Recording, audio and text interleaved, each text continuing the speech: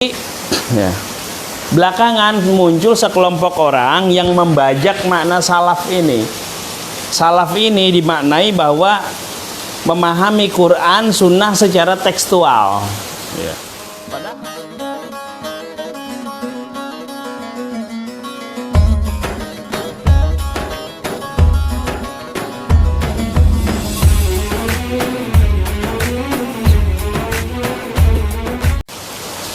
Khobar, hadis secara bahasa itu artinya informasi, berita. Cuman kalau kaitannya dengan Rasulullah SAW, nah berita ini perlu diverifikasi. Artinya validitas beritanya itu perlu dibuktikan. Makanya ada istilah hadis mutawatir ya, secara kategori hadis itu terbagi menjadi dua. Yang pertama adalah hadis mutawatir, hadis yang diriwayatkan oleh 40 orang sahabat lebih dalam satu tobaqoh dan tidak mungkin sepakat kesemuanya itu 40 orang itu untuk berbohong. Jadi ada 40 orang lebih sahabat yang meriwayatkan hadis itu. Seperti satu contoh saja, hadis Jibril, hadis tentang hadis Jibril ketika suatu hari ada seorang yang berwajah putih, semuanya putih, kemudian menempelkan pahanya kepada paha Rasulullah. Ya Muhammad, akhbirni anil iman. Nah, itu hadis mutawatir. Jadi hadis yang diriwayatkan oleh 40 lebih orang dalam tiap tobakohnya, dalam tiap levelnya, misalnya level sahabat, level tabiin, level tabiut tabiin, dan tidak mungkin sepakat seluruhnya untuk berbohong. Kemudian yang kedua, hadis ahad, hadis yang diriwayatkan oleh per satu orang. Nah, untuk kategori hadis ahad ini ya, untuk memverifikasi atau untuk membuktikan bahwa hadis itu benar-benar dari Rasulullah ya, ini ada beberapa golongan. Yang pertama, yang paling tinggi tingkatnya adalah hadis sahih ya. Hadis yang secara riwayat ya, secara jalur periwayatannya ini adalah sahih, baik, dan perawinya yang meriwayatkannya juga baik ya. Baik ini dalam pengertian bahwa orangnya ini adalah dhabit sadron, orangnya itu betul-betul nggak pernah lupa, jadi hafal betul-betul dhabit ya. Dhabit itu artinya ya per huruf per kata dia hafal. Kemudian yang kedua, secara moral ya, orang ini tidak pernah berbohong. Inilah hadis yang bisa yang masuk kategori hadis sahih. Kemudian yang berikutnya hadis dhaif, hadis hasan. Hadis hasan ini kualitasnya di bawah hadis sahih. Nah, di bawah hadis hasan ini adalah hadis dhaif. Ya, nah itu pengertian daripada ringkas ya, singkat saja mengenai pengertian ilmu hadis.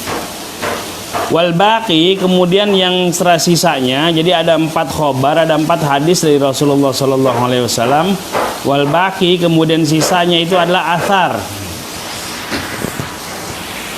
Sisanya athar. Athar itu adalah maknanya secara spesifik itu adalah yang bersumber daripada sahabat Rasulullah SAW. Itu namanya athar ya. Itu namanya athar. Wa na'ni, nah maksud kami ya, kami maksudkan wa na'ni bil akhbar.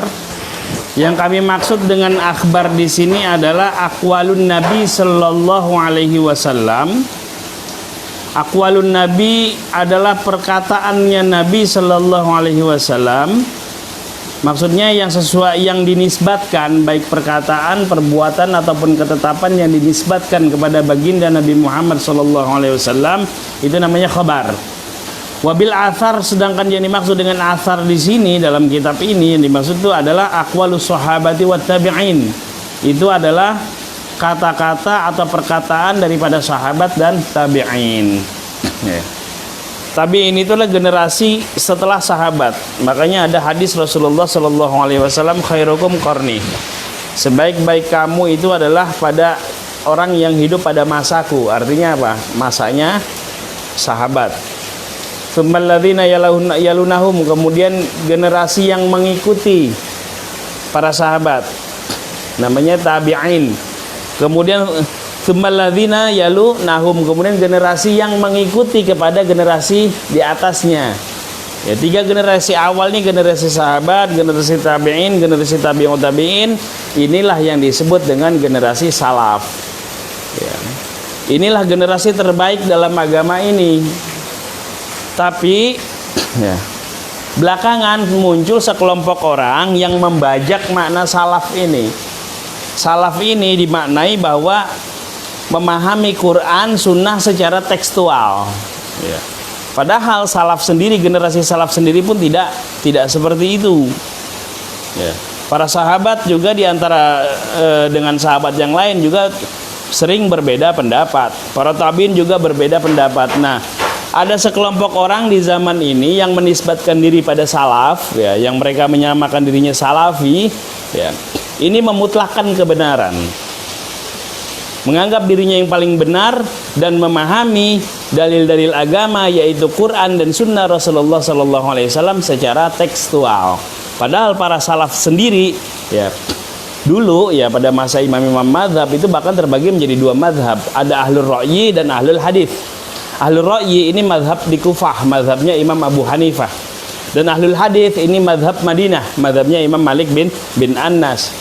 Dan kedua madhab ini dibenarkan di dalam Islam.